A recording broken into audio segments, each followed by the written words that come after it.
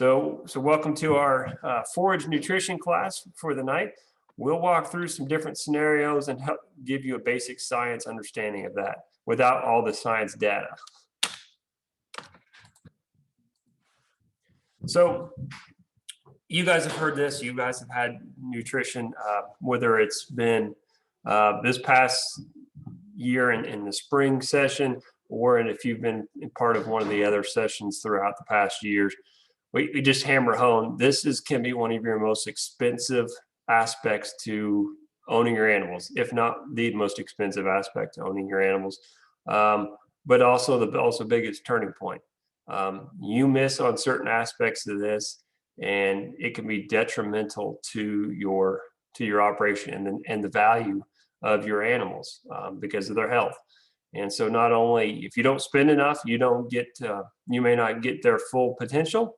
And if you spend too much, you waste their full potential.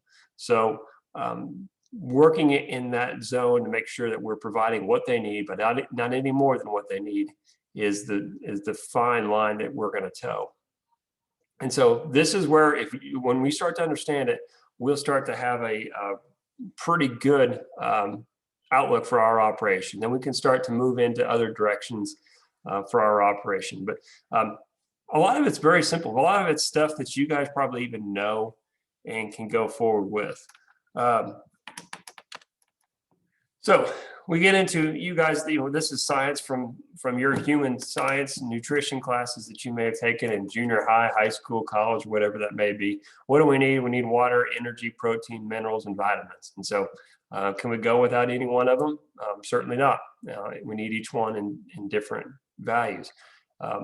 The really great thing is that a good quality forage can provide almost all that we need. And so sometimes a few of the things that we're using balance out that good quality forage. Does that mean that if you have a poor quality forage that you need to completely throw it away and turn it into to prevent a wash in your pasture? No, it just means you need to know what it is so that you can identify where you need to supplement extra feed additives or extra feedstuffs. And then getting into knowing what you have as far as your vitamin and minerals. Like I said, a good quality forage provides a lot of these, but you have to know when you need to be supplementing. On top of that, when you need to be providing a good quality mineral throughout the year, and when you may need to be increasing some of those.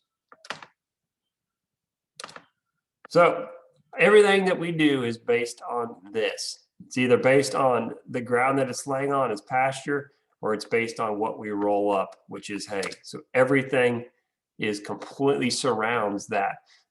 And so a lot of times we like to look to the left or to the right and start there. So we start with our protein or we start with our minerals and vitamins, but we need to make sure everything starts with the quality bale of hay, or knowing what type of quality hay we have. And then that's when we start to fill in as we go. So everything revolves around the hay. And, many of you already know that. But the harder part is trying to figure out, it's more than just a visual, and exactly how does that impact that animal year round?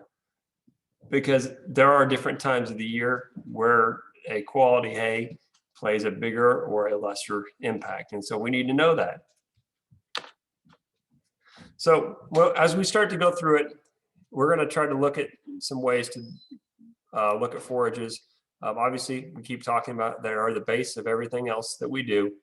Once we establish that, we are able to determine if we need supplemental energy sources, protein sources, mineral sources, and then an ionophore, which would be like an example would be Williamson or Bovatec or something else that helps improve feed efficiency.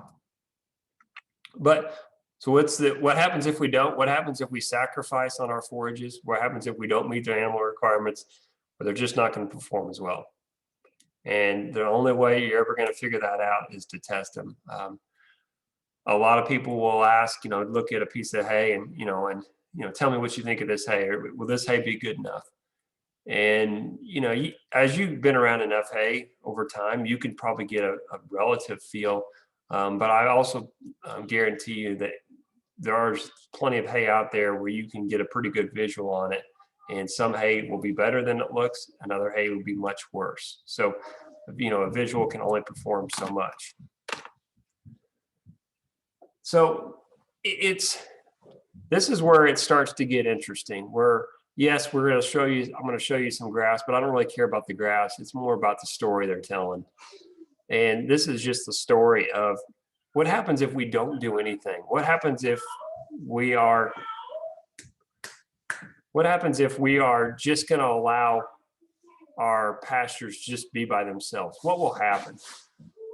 Well, if you do that, what you see are these red lines where you have a greater percentage of weeds and a lower percentage of grass and clover. That's if you do nothing. Over time, especially in Middle Tennessee, and if you're talking about fescue, your grass percentage is going to decrease over time if left unchallenged, if left up to Mother Nature. Fescue just struggles a little bit more in Tennessee. Weeds are going to thrive a little bit more in the heat. But this is where we can start to put things in our favor. So if the only thing that we do is that we add phosphorus and potassium, and that's the P and the K, our percentage of grass starts to go up. These are just nutrients, the basic nutrients that the plant needs. And so if you can meet its basic requirements, automatically the grass is going to start to outcompete the weeds, because grass needs different sets of nutrients or different amounts of that nutrient than weeds. And weeds can actually be very weak when compared to a good stand of grass. A good stand of grass can outcompete good weeds. And you also see clover. So clover responds just the same. And is it because weeds don't do well with phosphorus and potassium, or is it because grass just does so much better? Well, part of it is grass just does so much better. In addition, clover does better. So when you compare clover, which clover provides us a source of nitrogen. So when you improve the grass with the phosphorus and potassium and you improve clover, which then also provides the nitrogen, you're starting to outcompete the weeds. And they're not going to like that environment near as much. So if you look, we come along, then the next line is we had phosphorus, potassium, and then lime. Lime is that ingredient that brings the pH up. Grass really likes anything 6 and above. Well, what happens is weeds do not like it. They prefer more of an acidic pH, somewhere in the 5.5 range. And so just by increasing the pH, we didn't necessarily increase our grass stand anymore, but we decreased our weed stand, and we also increased our clover cover. So we're making 2 effective steps right there. And the final step, if we are to add phosphorus, potassium, and lime, and then come back in with a boost of nitrogen, we can really start to change the ratio between our weeds and our grasses. Now we get a little decrease in clover because we're increasing that grass, the nitrogen, so the grass starts to overtake our clover a little bit. But that's okay for the sacrifices of a high quality grass stand. So if you look at the end, what you're seeing is barely increasing or meeting the minimum requirements for phosphorus, potassium, lime, and nitrogen. And so that's not increasing it to exorbitant levels. That's just meeting its basic minimum needs.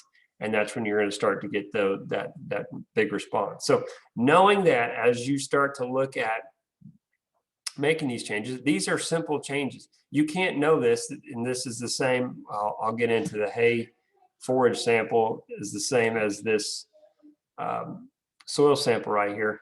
You go to a doctor, what do? They do a visual assessment. They listen to your heart. They look at your in your mouth. They look at your tonsils. They also just kind of look you over. But what's that final step they do before they can tell you if what's going on in your body? they send you for a blood test. And so when you just do a visual, if I just look at the ground, I can see some indicators of what might there be some potential or what might be an issue. Or if I'm looking at a forage sample, same thing. I can tell you what might be going on in that hay, but I certainly can't tell you for sure. That's what that blood sample, that's what that soil sample and forage analysis tell me. So I can go in there and now I can really see the chemistry of what's going on. But this is the basic science and the history of it. So when you're starting to make some decisions, that soil sample can tell you a whole lot of things, and you can see the response when you do the right things. And these are minimal levels. These aren't meeting the maximum levels. These are game changers as far as your pasture goes. So I put this picture in here. I had it deleted, and then I put it back in because this shows obviously a summer pond. And so this is why I say for a lot of times, if you don't have to have access to a pond, take advantage of some of the NRCS's programs to do some exclusionary fencing. It's not for everybody. It's not for every farm. Sometimes you just don't have the ability to. But you can put in some of the automatic waters for almost at the expense, and really for free on some of them if you're willing to do some of the labor. But even then, if you're not, it's at 25% of the cost. But what you have here is you have animals standing in the heat because it's hot. They don't want to eat. So when they're standing in that water, they're not eating. So they're not gaining weight. They could be losing weight, and they're getting in potential foot rot and other disease issues. I didn't put any pictures in here for this presentation, but I can assure you, after participating in quite a few instances last week and seeing a lot of the pictures from across the county, these ponds can be very detrimental when we get to winter. There are numerous sad stories, and some of you may be even echo these same ones, where we had cattle lost to falling through the ice and not getting out. It's a very, very sad story. So that even further enhances the need to, if you don't have to utilize a pond, don't utilize a pond.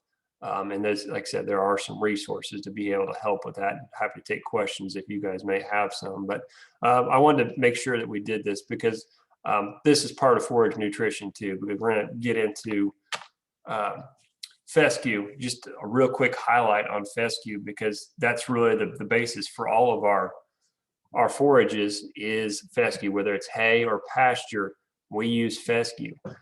The good thing is it's about the only cool season forage we have that really has any staying power when it comes to being grazed. Orchard grass has a little lasting power as a hay, but as far as a grazing forage, just no staying power at all. So fescue, Kentucky 31, is the basis for everything that we try to do cool season forage wise. Unfortunately, it possesses a fungus in it called endophyte. Endophyte is what allows fescue to actually survive in our weathers. We're in a temperate zone as far as forages go, where it's too cold for Bermuda grass and warm season grasses to provide grazing all year long, and it's too warm for fescue grasses to provide quality grazing all year long. So we have fescue, it has endophyte. Where we see that really dramatic effect is especially during the summer. That's why you see cattle standing in the heat, because what fescue actually does is it raises the body temperature of the animal. And so when your body temperature increases, what do you want to do less of? Especially if it's during the summer, you want to do less eating, because eating creates body heat. So you do less eating, you do more standing in shade, you do more standing in ponds, and when you're not eating, you're not gaining weight. And those days of not gaining weight are that's money. That's money in the pocket, money out the door. And so we're trying to reduce those as much as possible. So when you look at especially when they're not grazing during the middle of summer, or they're grazing another fescue, they might be gaining 2 pounds a day. And so during the summer, you might see animals, there's been quite a few studies where animals that went from 2 pounds a day to, during the summer, late spring, summer, early fall, to only gaining 1 pound per day. That can have a pretty big hammer to your nutrition budget and to your cattle. So everybody asks, okay, well, what do I do? There's no options. You can't just tear up your whole pasture and get rid of the one grass that you really have.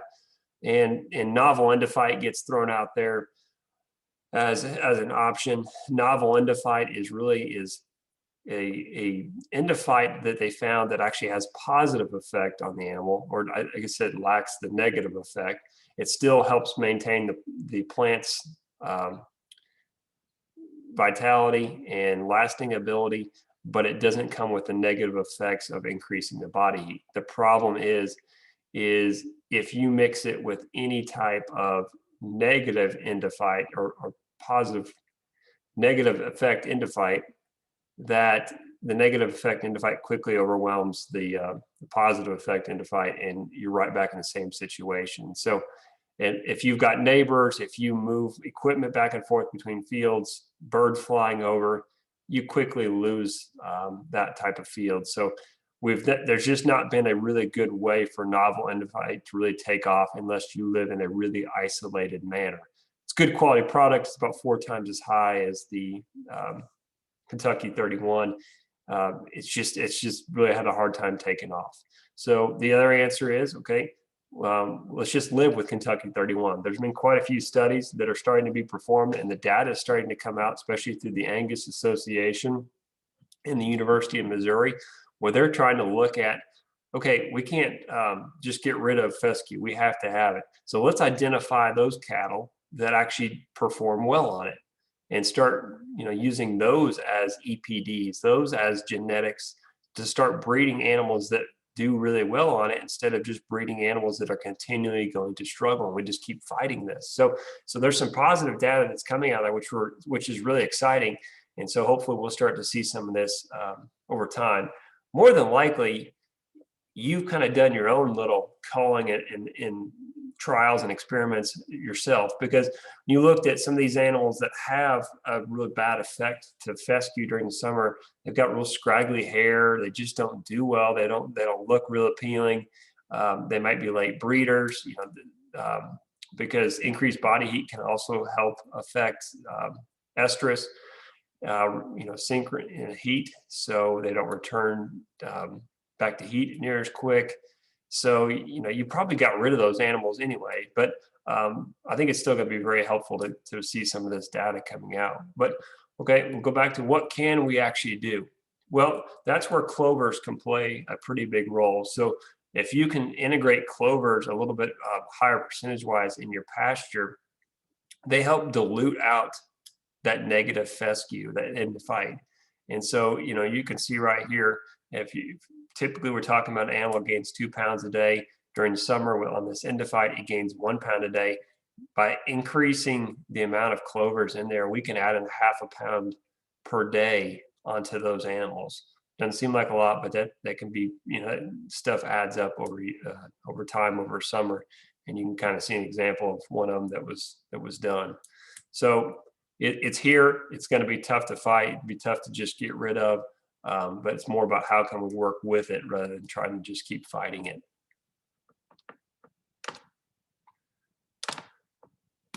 So here's just an example of trying to take advantage of what we have, trying to take advantage of a year-round scenario. So you've got 75 acres of tall fescue. You want to add in some red and white clover. That helps dilute that out. Obviously, you have a challenge. Okay, tall fescue grows really well in the spring and relatively well in the fall. What do I do during the summer? So that's where you try to integrate. If you've got the ability to have multiple pastures, maybe having one pasture or 25% of your pastures being in Bermuda grass. And so that allows you to take the cattle off of the cool season forages when they are most stressed, which is during the summer. And so that's when they're going to be really struggling. And so if you can put them on a grass that really thrives during the hot summer months, like Bermuda grass, that allows you to not only get increased return for increased weight. Bermuda grass does not have that negative effect of endophyte in there. So you're going to get some good returns there. And then, if you don't want to lose that 25 acres during that time when it's not growing in the or spring and fall, you can come back in with wheat overseed over the top of that, and that will allow you to graze that a little bit in the late winter, early spring months. So there is ways show here. There is ways to get multiple impacts to change, have an fescue field, and to maximize your field year round. So, that's where that's where the forage analysis starts. I'm not a salesman. I'm not here to sell you on a forage analysis. I'm just here to give you the science of it. And that's for you guys to decide what you want to do. But that's where relating it back to the doctor. He can't tell you everything just by looking you over and listen to the stethoscope. He has to give you that blood sample to be able to tell what's going on inside. And there's no different with the hay. We can get a good visual, we can have a pretty good feel, but if you want a really good feel, then you need to be able to know the chemistry of that. And knowing that can actually save you money on down the line, because there's certain periods of time where good quality forage can meet the needs of our animals most of the year. And if you don't know it, you may be way overfeeding, or you may be way underfeeding and not meeting the maximum potential of your animals. So that's why we're going to kind of just briefly go over this. We'll go over this, and then we'll get into understanding it. So this is what the rough analysis you will get from the forage sample. It's going to give us varying amounts, but what it's also going to tell us is the moisture content. Obviously, when I look at this one, if you've been around hay much, hay should fall right around 10% as far as moisture content. 8 to 12 is probably going to be pretty common. Hay will fall in there. Dry matter should be right around 90%. This right here tells me it's probably more of a haylage of sorts, which is one that's put up a little wet and bagged, but probably more than likely not going to be a low quality forage that's put up wet. Part of that, what tells me that, is the RFQ, which it's a little basic. It's not the end all be all way to analyze your feed, but a lot of people are asking for, give me a range so I can score my hay. And so this is the best range that takes into effect multiple factors and scores your hay and says, is this going to be a good quality hay, low quality hay, an average, what that may be. So if you look at their scale of between 90 and 140, this is a scale of 155. They would score this as probably going to be a high quality feed. And that goes back to haylage. Haylage can be a very high quality feed. And so we look at the protein content, 14.55. That's pretty high. That's definitely not just a grass hay. That's more than likely a patch or a feed that is got a little legumes in there, or clover. And so there's going to be some of that in there. The ADF and NDF are another measure that I really like to look at. That's how much can an animal physically eat, and how much can an animal actually physically digest. As we get into some of these hays, if you go to a nutritionist and say, okay, tell me how I can get 2 pounds of gain per day on this animal, and you go, this is my forage, or this is my forage analysis, and they've got a really high ADF, they go, well, you just can't physically eat enough of this hay to be able to meet the needs of that animal. They just can't physically eat it. So they have to be able to physically eat it or digest it for it to qualify for that. The final one you're probably going to look at right away is your TDN. This is the energy content. This is the energy content that is really important. It's the easiest one to measure and look at. We'll look at the net energy as well. We'll kind of explain that, because I think that's pretty important in knowing what stage of life that is. But TDN is what you're really going to see. A TDN of 68 is very high, is considered a very high energy content feed. But when you get your forage analysis, we'll walk through it and see how that might fit into your operation. The forage analysis is not there to tell you whether to buy, throw away, or whatever with your hay. The forage analysis is there to tell you, what do you need to be doing with this hay for your cattle? Do you need to be supplementing it? Will this provide nutrients for 9 months of the year? Which animals do you need to be feeding this to? It just gives you information to make decisions. But it is not meant to be a tool to weed out different hays. Now, certainly, would I pay $40 or $50 for a really high quality bale of hay, and if it had an analysis, and maybe $45 for a bale of hay that I wasn't sure if it, what it was, because I didn't have an analysis, maybe it might be worth that. It might be worth it to tell you which hay to purchase, but it's not meant to be weeding out whatever hay that you currently have. So, here's kind of an example that we talked about, the TDN and the net energy gain. So you can see how it changes. So if we have a TDN, that's how much they have to eat per day, 12.5 crude protein. You add 1,200 pounds to the animal, they got to eat a little bit more TDN. And the same goes for a stocker calf. If you're wanting them, a 700-pound animal, to gain 1 pound per day, we give them 9 pounds of TDN, 2 pounds. You can just see that the idea is not to tell you all the information is right there and you have to memorize all these numbers. Is that you can't just pick one animal and say this is across the board. It's a moving target, or you have to eat a little bit more or feed a little bit more depending on the size and what your ultimate goals are with those animals.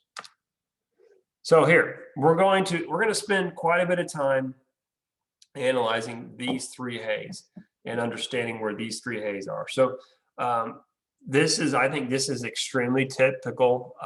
A and B, definitely, and there's quite a few people that are baling C forages, and so we're going to look at it. And forage and hay are interchangeable, as long as it's done correctly. But oftentimes we're talking about hay. So we're looking at one that has 50% TDN, which is what I consider low, 70%, which I consider high, and 60% is kind of that average animal. So net energy and maintenance, this is how we break down how an animal would use that energy, with maintenance being the most basic functions of life. Can they breathe? Can they digest food? Can they walk? Those are the most basic functions of life. So the first part of all energy goes to just maintenance. Then after that, if we have excess, that's when we start to get into the different functions of life that we're wanting them to do. Gain, grow, breed, have a calf, whatever that may be. So that's where we're going to start allocating that based on that. And then we have crude protein. So we've got a wide range of different hays that we'll start to walk through. And so there you can kind of see, I think we just talked about some of those, but net energy and maintenance, that's just ability for animal to function. And then after that, we're getting into gain, lactation, growth, there on out. And crude protein being the form of protein that probably most of us, that's the first thing we think of when we talk about feeding animals. We talk about crude protein. So this is where it starts to get into the debate. Is it protein versus energy, energy versus protein? Most of us have, that's the first thing we think about. We think about protein, but that's the same thing that we think about in ourselves as well. But this is where I'm going to challenge you to think and understand the science of it so that you can make your own decisions on how you need to be supplementing each one of your animals and what the factors are that you're going to need.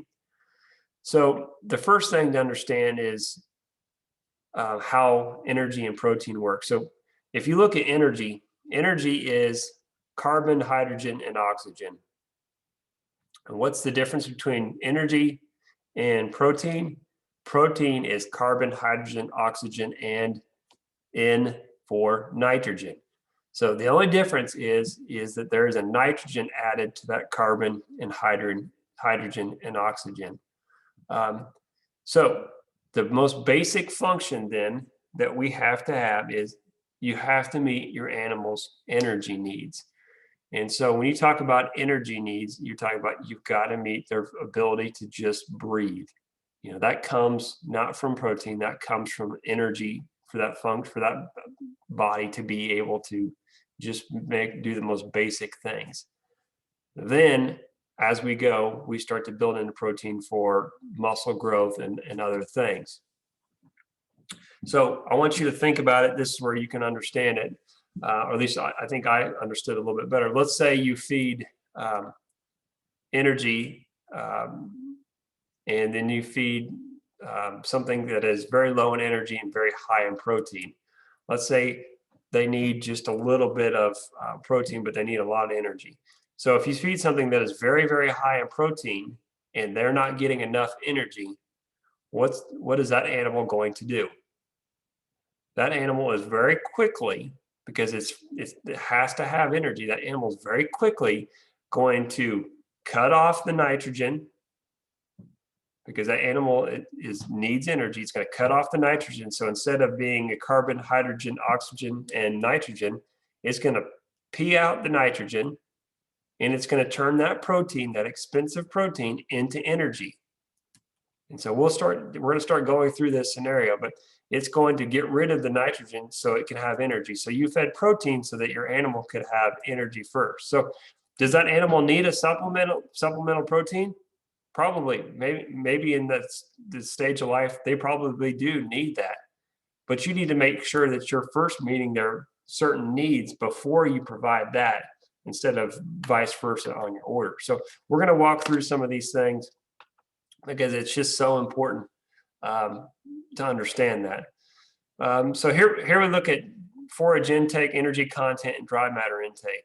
On the left-hand side, that's how much they can voluntarily take in, and that's how much the forage energy content. So basically, as the forage energy content of that hay decreases, then the quality decreases, so does their intake decrease. So they're corresponding. So if you have a low quality energy source, they're going to eat a lot less of it. Then they're not going to be able to get enough energy just from consuming that forage. So here we go. So we have a dry matter intake, and the body weight starts to go up. So the forage nutritional content starts to go up. So as they start to need to take in more and more, hopefully they're getting more and more net energy from that. So there's forage A, forage B, and forage C. So as their dry matter intake is at 1.5%, forage A can only take them to, was it 0.45? It can only take them to 1.5% of their body weight. They can't eat anymore because it's got such a low quality energy. Forage B can take them almost up to 2%. Because it's got a higher quality energy content. And forage C can take them way above 2% because it's got a much higher energy content. So you're not going to see a low quality forage with a high energy content. You're just not going to see that. There's a correlation there. So you can't get your animal to eat 2% of its body weight with forage A because it just doesn't have the ability to break it down and utilize it. So if I'm wanting my animal to gain 1 pound per day, and you're looking, this is what this yellow dotted line, this is what they have to have. This is their net energy requirement to gain. Okay, they have to have this for gain for 1 pound, not maintain. This is to gain 1 pound per day, which if you ask anybody that's trying to raise calves, if your goal is to gain 1 pound per day, you're going about it the really hard way. So forage A, if I just fed that, it's a low quality forage, fed it by itself, I can just barely get 1 pound per day. If I look at it, forage B, I'm far exceeding what that animal can do for 1 pound a day. And then forage C, just skyrockets past it. But Forage A just barely meets our needs for 1 pound per day. Like I said, that's a low quality forage. It's not uncommon. It's a pretty common forage, especially later in the summer. So this is at 1.4. So let's say we're closer to, we talked about that fescue that had a little bit of dilute and it had a little bit of clover in there to be able to get that 1.5. So trying to feed 1.5 pounds per day gain in the summer. Forage A, barely going to meet it, just right at it. Forage B just is still way above, and Forage C is still skyrocketing above. But now we're kind of at a break even with our Forage A. So it can only take us to 1.4 pounds, and after that, it's going to bail off.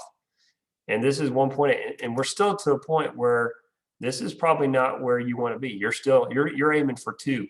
You're aiming for a minimum of 2 if you can get it. Forage A can't make it. So this is the important part of knowing about Forage A. It doesn't mean we throw it away. It means that we know we're going to have to do something different with Forage A to be able to get our 1.8 pounds per day. Forage B and C still skyrocketing way above. And then the 2 point, as we start to get, this is more realistic. These are gains that we would really like to be pushing our cattle to get. Forage A fell way behind, and Forage B and C are still meeting our needs just by themselves at 2 pounds of gain per day, and that's a very reasonable number to be shooting for. Here is where the crude protein content it's important to remember this is for growing cattle.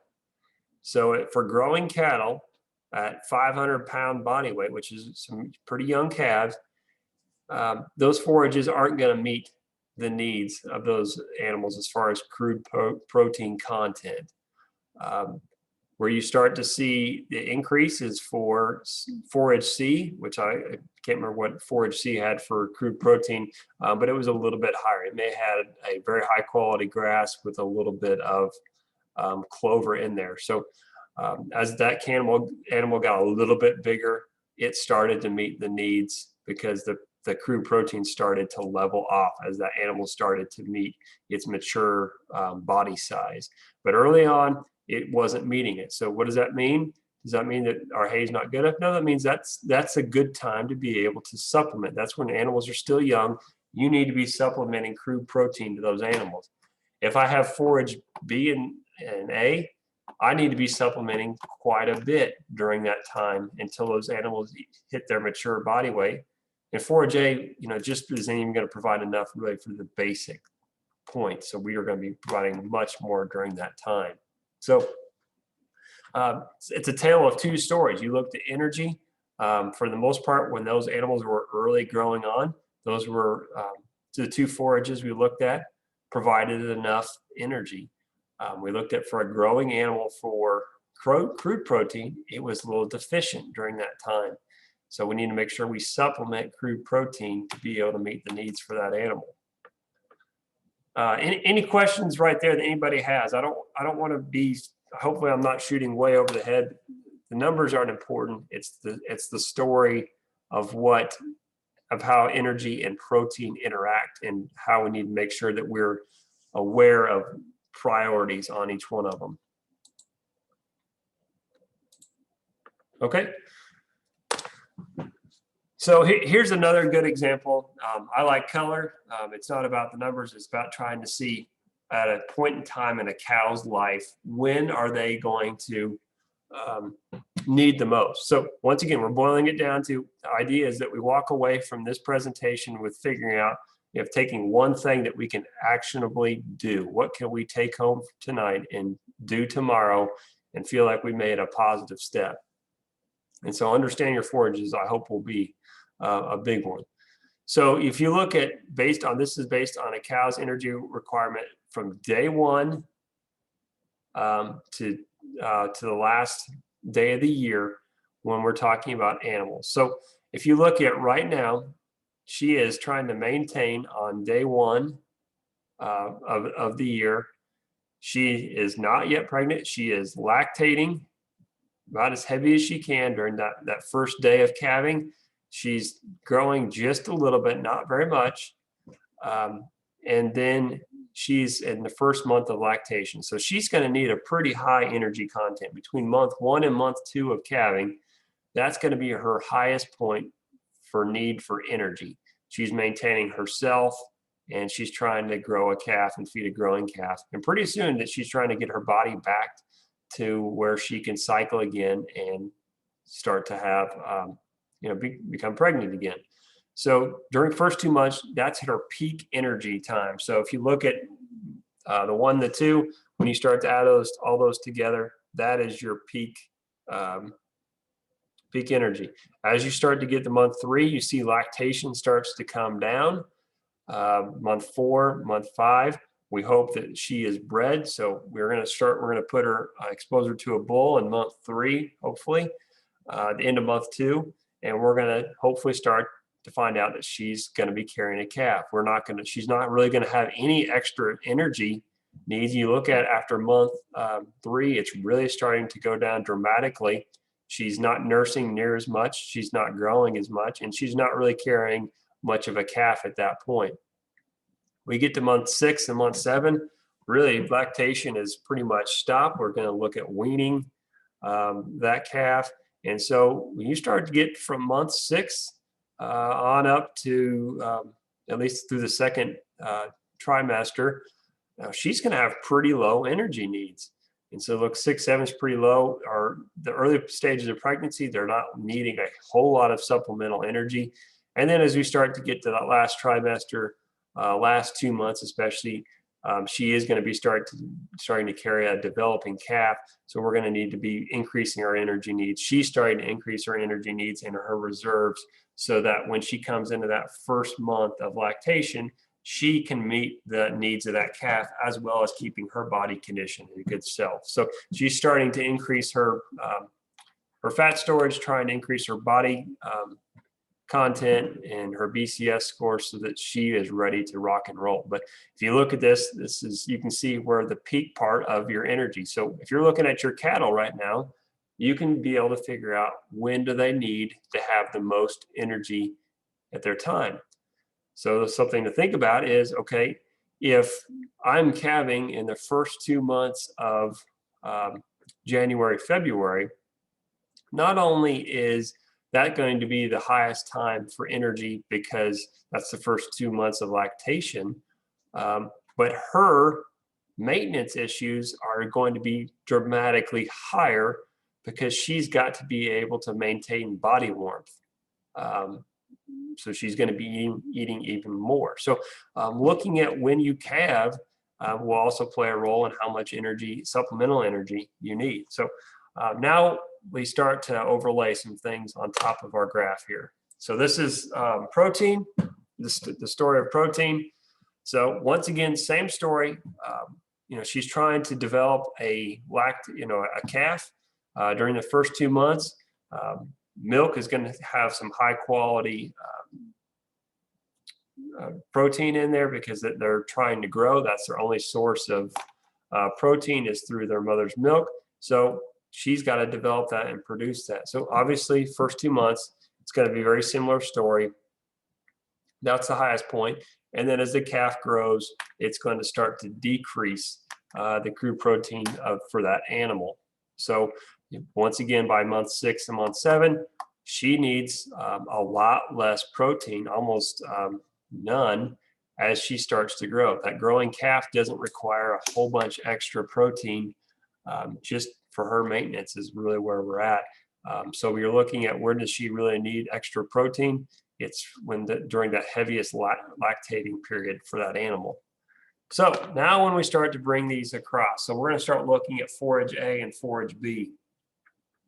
So forage A, this is that same animal being fed forage A. So she is at a negative energy status almost every month, except that month 6, month 7. So almost every point in that animal's life, or that animal's life that year, whether she's heavy lactating or heavy bred, she needs supplemental energy that entire time. And if you look over here to the protein status, you'll see that instead of just one little point in time on the energy, on the protein side, you've got about 3 or 4 months there where the amount of protein she's receiving from Forage A, which is 8%. That is a very, very basic grass level crude protein percentage. That tells me it's just a really basic grass. It is meeting her needs for 4 months out of the year. So the other 8 months, you need to be supplementing so that she is producing at her maximum levels. She's producing a quality calf, and she's coming and being able to breed and rebreed. Energy status, she's not meeting it except for one little point in time. Would we say that it's the number one factor? The limiting factor is energy. So if you feed her, she doesn't have enough energy, she is going to first worry about trying to maintain her body. She's got to maintain her body. Then she's going to try to maintain that calf. She starts pulling, in negative energy status, she's going to start pulling resources from other places. She's either not going to produce enough milk, she's going to pull her body weight down, and so she may not rebreed, she may not produce enough milk, and her body condition is really going to go down. So looking at this animal, you can see where we need to be supplementing a lot of energy, and we are going to definitely have to be supplementing protein, but not necessarily all year long. And so here you can see where, okay, well, we've identified the problem. So do we just throw this hay away? No. What we do is we need to supplement some feedstuffs in here. And so you look at, we could do dried distillers grains or cracked corn to help provide energy for this negative deficient area, or you can look at corn gluten feed and cracked corn for this other area for the protein. So a couple of different options, but you can see where you're at for Forage A. Forage B is an extremely common hay for a lot of Middle Tennessee, especially a first and second cutting if done in late or done in May and June. It's a good quality fescue forage. And so if you're looking at 60% dry matter, 9.8% crude protein, and a good net energy of maintenance. So that's a very, very common forage. Can I see it by looking at it? No, but I just know I see a lot of this hay. You're looking at the energy status from month 1 to month 4, deficient. So we need to be supplementing month 1 to month 4 because that's when the animal needs the most energy, because she's trying to provide energy for 2. She's providing energy for herself and the calf. The other being on protein. So we'll look at where she's deficient on protein. She's deficient on protein on month 1 and almost to month 4 as well. And so we've got a deficient status about lining up month 1 to month 4 with each one of those. Month 1 being a little bit less probably on energy than protein. But you look everywhere after month 4, a good quality forage takes her all the way to the finish line. And so she will be in the right body condition if she's getting enough and all that she needs. If she's getting enough of that forage, that will take her as far as she needs to go. So there won't be any need to supplement along the way if she's continually fed and has good access to this hay. Now, you putting out a good quality forage that has been stored in the barn, putting it out there on day 1, and on the next 6 days it rains on that hay and she's still eating on that on day 7, I wouldn't consider that continual access to a good quality forage, because after it starts raining, you're going to start to see that decrease pretty rapidly, the quality. You're going to get a lot of leaching of a lot of the nutrients, and so you'll lose a lot of the overall quality. The protein comes from a lot of the leaves, and so you'll start to see that decrease. So continual access to good quality hay would be continual access to good quality hay. So, and there's where, like I said, it's not about getting rid of the hay. It's about knowing when you need to be supplementing and knowing how much. That's a big key. When nutrition costs are your highest costs, you need to be making sure that you're feeding the exact amount that you need and not any more. And especially when prices are tight like they are, being able to make sure that you're not overfeeding and so you're not getting return on that investment, and you're certainly not underfeeding where she's not meeting her maximum potential. There's a time and place for everything, and this is where it's important to know where you need to be. So looking at forage C, if you've got one of these forages, that's great. Like I said, it's going to take a little time and care to be able to provide that. 11.4, that could be a very high quality, maybe first cutting fescue. Orchard grass might come in there. Maybe you have a little bit of clover that's coming in there. Obviously a TDN is really high. Where you can look at her status. If she has continual access to this hay, good quality hay year round, she's going to meet her overall needs for both energy and protein throughout that entire time. So, but you don't know you have that. You don't know you have that hay until you can actually get it analyzed. So, but you see where the correlation and relation is that forages can truly provide a lot that we need.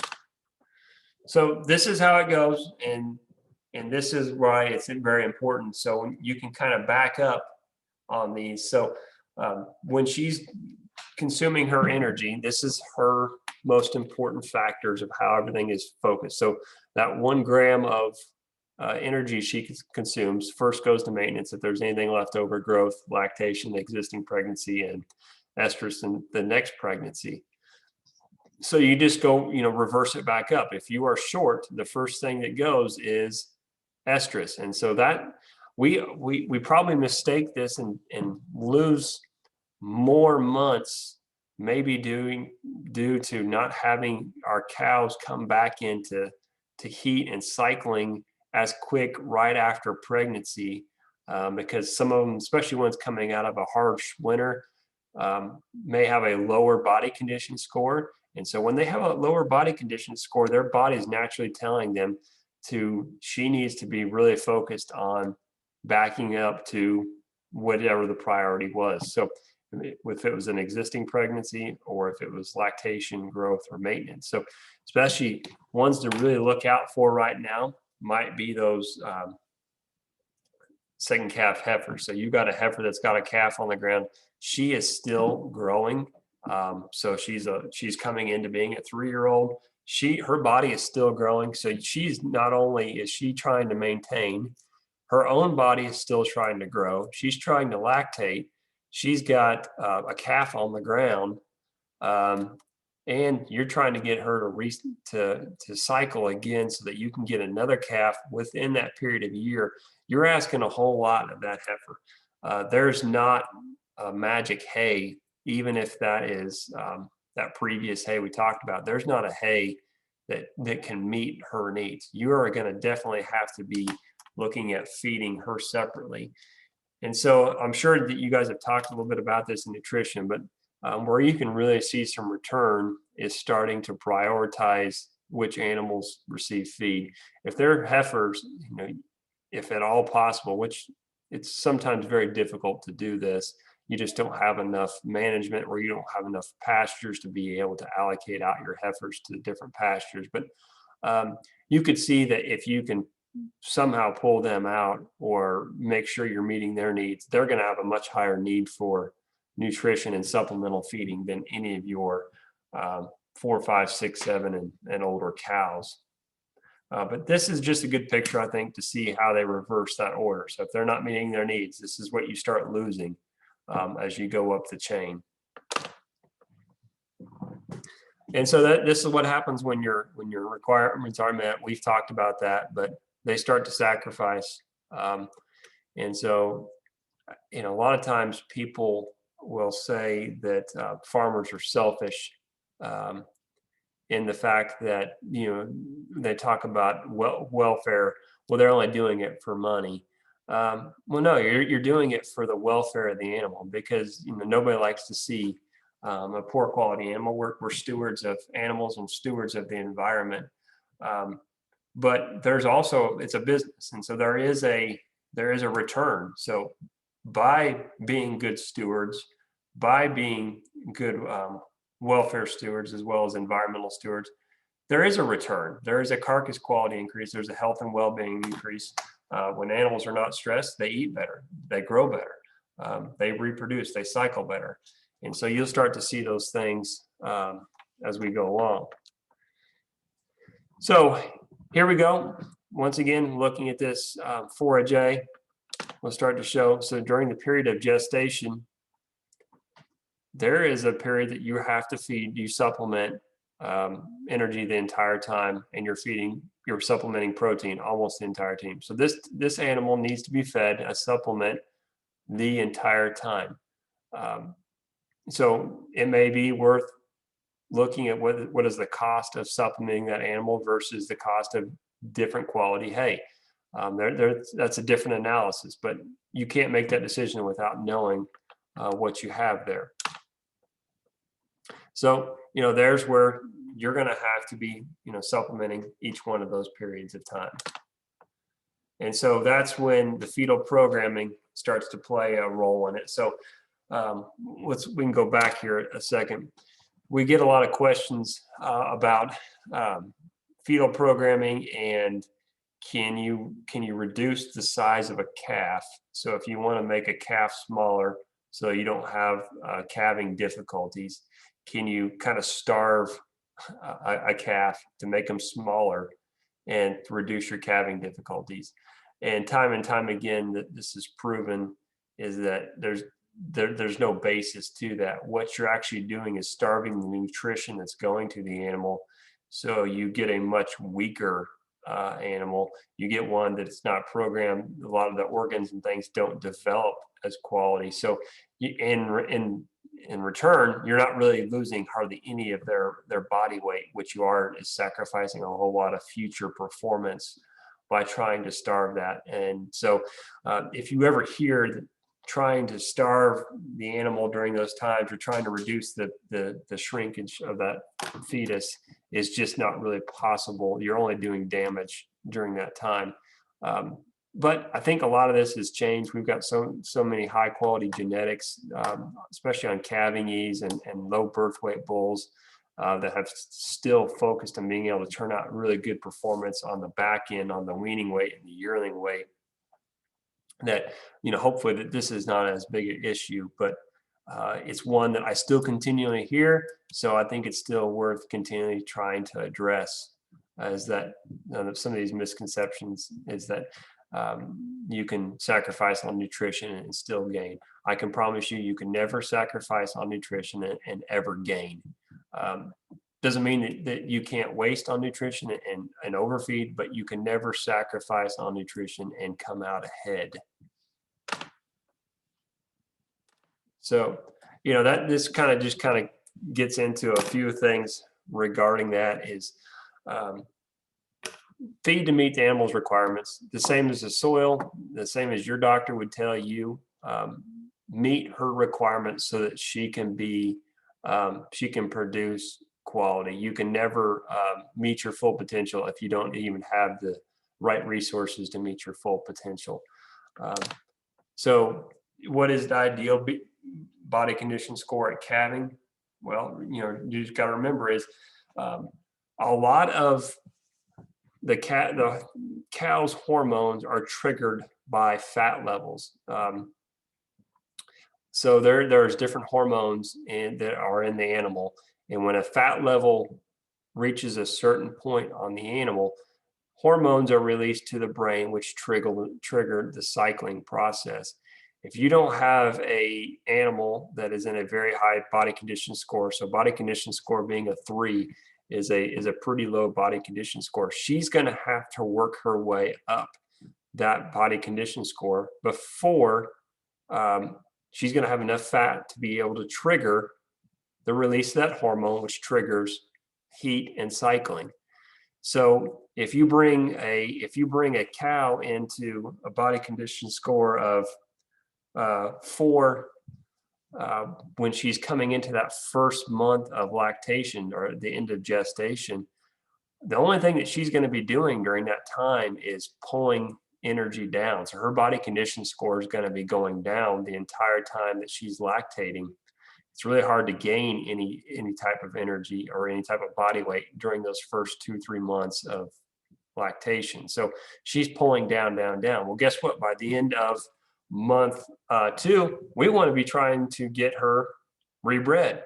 Now we want her cycling at that time so we can have a calf. Remember, a calf happens every 9 months. So we need her to be cycling towards that end of that last 2 months. So over that next month, we can get her bred and we can get that cow on a annual basis of 1 calf per year. That's our goal. So we brought her in at a body condition score of 4 or even a 5, and she starts to pull down as she starts to lactate, and we get to into month 2, and she's at a body condition score 4 or 3. We're looking at 70 days or more before she's going to start to rebreed. So now automatically that puts us at a month or 2 behind on our calving season. So that cow is now going to produce a calf every 14 months.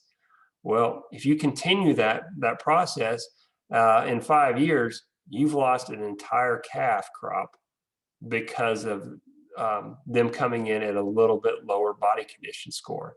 And so that's where you're just not going to pay off a calf with sacrificing nutrition. So what you can do is if you can bring that animal in at a score at 6 or so, she's going to be able to be rebred. She's going to pull down maybe to a high 4, low 5. You're going to pull her down there, and then she's going to have enough time to get rebred, and you're going to have that calf every year. And so that's where even if you had to when you got to supplement a little bit extra resources to that, it's well worth it because you're getting that calf every year instead of losing a calf for a month or 2 where you're just feeding the cow just to be out there grazing. And so you don't want a grazing cow that's not producing a calf. You'd rather put another cow out there that does have a calf, or a steer, a stocker steer or something that you're getting a return on that weight. So it kind of gives you a little bit of perspective about trying to bring our animals in on a quality diet. So I always like to finish up with this. The good news is we're starting to move away from a lot of this, but if you ever get to thinking about, well, I'll hold off on the barn this year. This is just the difference between keeping hay in a barn out of the weather and just putting it outside versus tarp coverage. So just by leaving it outside in 6 months, you're going to lose 35% of the quality of that hay. Most of the nutrients and the vitamins and minerals are leached out. A lot of the leaf loss is gone, which leaf is where you're going to carry a lot of the high quality nutrients, the protein, energy content. So just leaving it out there, automatically 35% loss. So which one, even if you pay, let's say that one on the left is $50, the one on the right is $30, and you go, wow, I can buy twice as many of those. Well, maybe it takes you 3 of those bales to equal 1 nutritionally of that other bale. So you're still coming out behind. So understanding, see it visually if you're going to be buying hay. If you're storing it, try to do the best you can to get it under cover. If you can't get it under there, get it inside a wrap, a tarp cover. So you're looking at 12% loss just by doing that. There you get 12% just because you get some leaching through the ground that comes up, and you get some moisture wicking coming up through the ground as well. And there's little to no nutrient loss. And so actually we did some hay analysis on a hay that was 100 years old a year and a half ago. And they did their best to keep the leaves as much as possible. The leaves obviously play a big role in it. but it had maintained pretty much the same nutrient content. We tried to pick up a few of the leaves that were underneath it, so to maintain that nutritional content of it, but it had roughly the same nutrient content as the day it probably went in that barn. So you keep it inside, it's going to maintain it as long as you can maintain the leaves. So what you start to get into is, well, what's a good way to feed? And so most of us are probably dealing with this exact manner right now. No, I didn't take this picture today or last week. But what you're looking at is a typical setup where we put a round feeder out there and we feed in the same spot each and every time. It's convenient, it's easy to go there, but that's where we start to get a pretty heavy loss as far as hay. The animals start to pull it out, they pick through it. And so what started out, especially if you had one of those bales that was a 35% loss, you might lose another 15, 20% on top of that. So you're talking about a 50% loss on an investment. That's hard to swallow when you're either producing it yourself or you're buying it.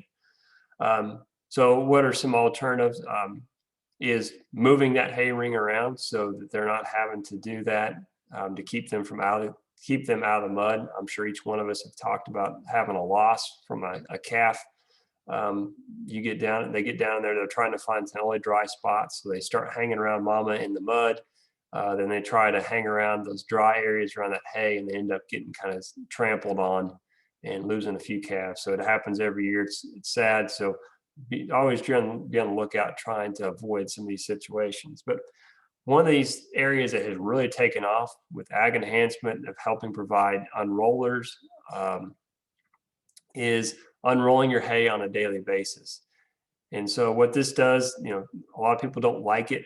It does take a little bit of labor. The other is they don't like because they think that it spreads the hay seed or any type of weed seed all around your pasture, versus if you look at that hay ring, typically you can go out in the spring and see exactly where you fed hay, because that's where all the pigweed and a really intense crop of buttercup will start to pop up, especially pigweed. Pigweed loves to be right around hay rings. But by unrolling it, you're spreading out your cattle all across that pasture, so you're not getting really intensive heavy trampling right around where that hay ring's at, and allows them to better utilize it. Your calves can also kind of get away. They will end up laying in it some, but you're giving them a dry spot to get away from that muddy hay ring. The key that I have found for all of this is to be able to using the unrolling is your cattle need to be a little hungry when you roll that hay out. If they're pretty full and you're keeping them pretty satiated, what they will end up doing is laying in a portion of it. But if you feed it where they've just got a little bit of hunger in them, they'll consume most of it. And you can kind of look at that strip where he looked at the bottom picture where he probably rolled out the day before. They've pretty much grazed it. And so you look at that following step and they're going to be ready to rock and roll on that again. But where some people go wrong is that, they just don't wait a little long enough to be able to unroll that hay. Maybe it's more of a convenience. So the weather's coming. I need to get out there, rain, work, whatever that may be. But where I've seen some really good success is getting it out there when they're just a little bit hungry. So a lot of people, when they're first getting started, they're trying to guess how much does it cost to feed an animal. And this is all relative based on the type of animal that we have. But in general, one bale per cow per month is, and let's say 3 or 4 months of winter hay feeding. So you're looking at 30 head. So 30 bales per month times 4 months. So you're looking at 120 bales as a really rough starting point. More than likely, you're going to be closer to 150 or more, depending on the weather that we have, especially if it's really rainy. When you start talking about 30% losses, and then you start adding in more losses for around the hay rings, you could get in as much as 2 times as much of hay needed as somebody that's being able to keep their hay covered. And so when the cows see it, they eat it and consume it in a pretty quality amount. Before we get into take-home points, I want to just kind of relate what I think is some easy things that you can do to be able to take some things and run with it. So I talked about being able to separate your heifers if you can. Okay, that's ideal world. If you have that ability, do it. You certainly need to do it. If you don't have that ability, prioritize how you put hay in your barn. So if you haven't built a hay barn yet, I really like one that loads from the side, because then you can put each one of the bays, you can have different cuttings of hay. So you have your first cutting, your second cutting, third, and henceforth if you move from there. But if you are loading from the ends, try to prioritize where you put your hay so that you can access it at need. So what I would say then is, if you know that you're going to be having most of your calves, let's say in October, November, then and you've done a hay analysis and you know that your hay has got your best cutting for that first cutting, and that your worst cutting is your cutting 3. It's got a lot of summer grasses that just aren't as high quality. Okay, and my cows, let's say I've got 80% of my animals are full-grown cows, and I've got a few heifers. My goal would be then is to prioritize that highest quality hay and hold that back for my October, November timeframe. Make sure that those cows with those calves that are in that first 2 months of lactation are getting the highest quality hay, because that's when you guys just saw energy content is at the highest demand. The protein and energy is at the highest demand that first 2 months. So save that back. If you can't pull out your heifers, that's the 2 months that I would be looking at definitely supplementing. You're probably over supplementing because you got to make sure that those heifers are getting that supplement. And more than likely, you've got boss cows that are going to try to take it. So you're going to be over supplementing during that time. If you, like I said, if you can't pull out those heifers, you might look at trying to over supplement during those first 3-4 months, because those animals are going to be trying to grow at the same time. As you start to pull towards the back end of that year, so as those animals are starting to round into 5 and 6 months post lactation, that's when you can start moving into those lower quality hay. So month 5, 6, 7, 8, that might be your third cutting hay. That third cutting hay is the lowest quality nutrition, but that's when your animals need the least amount of nutrition during that time. Then as you round into months 9, 10, 11, 12, that might be where you start to come in with your second cutting hay that provides just a little bit more of a boost of nutrition, because the animal's starting to, in that last period of gestation, and that calf starting to grow. So just knowing the 3 types of hay that you have and when your animals are at what stage can help you be able to work through how to feed those animals without changing any of your other management strategies. So part of it is, like I said, if you can just do one thing, I'd say go get a forage test and know what your best quality hay is, and try to feed that during the time period when most of your cattle need the peak amount of nutrition. And then, if you know that, then months 6, 7, 8, feed the lowest quality of your hay during those periods, and then the middle one towards the last. So, and you can only do that with that forage analysis. But that's a very, very oversimplified way. But I think it's a very easy step for that first person to take. And then if you're wanting to try to get more specific, that's when you take that forage analysis and you figure out where you need to be supplementing exactly. If you can separate out your animals where your heifers and your second calf heifers are pulled out together, feed them separately, for a period of time, especially where they're trying to lactate or they're in the last stages of gestation and where they're trying to grow. Feed them separately for a while.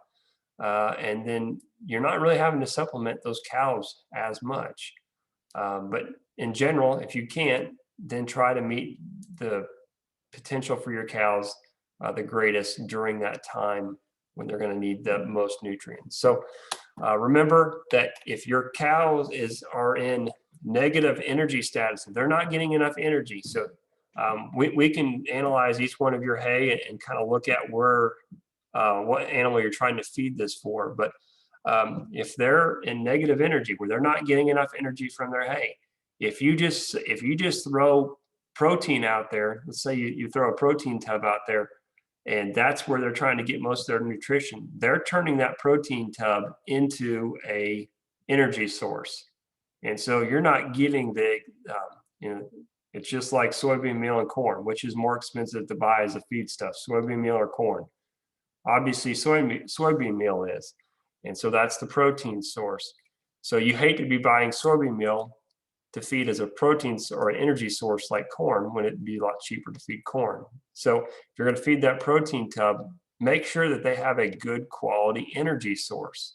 And that's really the only way those protein tubs work, is making sure that they have a good quality energy source to be able to utilize that protein source. So they absolutely have a great place in our tool belt for nutrition, but only if you're meeting their needs for energy first. And so sometimes we overlook that.